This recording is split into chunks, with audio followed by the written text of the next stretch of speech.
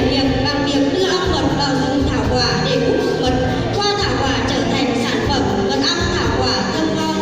có giá trị cao. Đến nay xã đã nhân rộng ra hàng trăm đàn, mỗi năm cho thu nhập trên 100 triệu đồng. Trong 3 năm trở lại đây, nhờ có chủ trương đúng đắn, mạnh dạn đưa giống lê đường vào trồng thử nghiệm thành công, phù hợp với thổ nhưỡng khí hậu, có sản phẩm ngon, nên đến nay xã đã mạnh dạn chuyển đổi trồng mới 6.000 gốc lê đường trên địa bàn toàn xã. Xác định đây cũng chính là hướng đi đột phá và thành công. Nhất định trong thời gian tiếp theo sẽ được nhân rộng thêm diện tích cây lê và luôn được nhân dân hưởng ứng và thực hiện chủ trương xây dựng thương hiệu lê Hồ Thầu. Trong 2 năm trở lại đây, hưởng ứng phong trào thi đua xây dựng nông thôn mới trên địa bàn toàn huyện, xã Hồ Thầu đã tập trung phát huy mọi nguồn lực lợi thế của địa phương, huy động xã hội hóa tài chính và mỗi lao động tiết kiệm 500 đồng trên người trên ngày và sự ủng hộ của những người con hướng về quê hương. Mỗi năm huy động được trên 500 triệu đồng, tập trung vào đầu tư hệ thống giao thông và hệ thống điện vào khu dân cư. Với chủ trương và cách làm đúng đắn như vậy, nhất định xã Hồ Thầu sẽ đạt chuẩn nông thôn mới giữa năm 2020 theo mục tiêu đã đề ra. Với bề dày truyền thống hiếu học, trong những năm qua,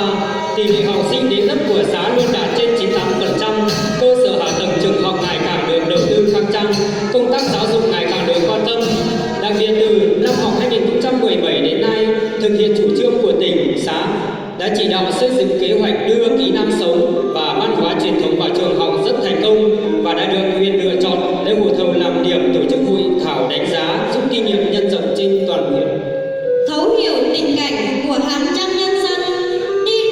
đi lao động tự do trái phép tại Trung Quốc, xã Hồ Thầu đã tích cực đẩy mạnh công tác tuyên truyền xuất khẩu lao động cho nhân dân trở thành một phong trào rộng khắp.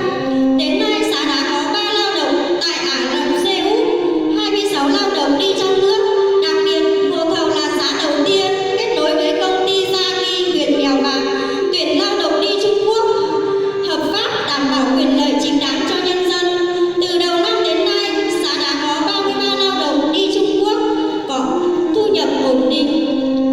Với tiềm năng thuận lợi cho phát triển du lịch như đỉnh núi Chiêu Lầu Thi và ruộng bậc thang đẹp như tranh vẽ, trong những năm qua, Hồ Thầu đã chú trọng phát triển ngành du lịch tại xã và có nhiều homestay ra đời phục vụ du khách đến tham quan, nghỉ dưỡng. Nhất định trong tương lai không xa, du lịch, ngành công nghiệp không khói sẽ phát triển tốt tại xã.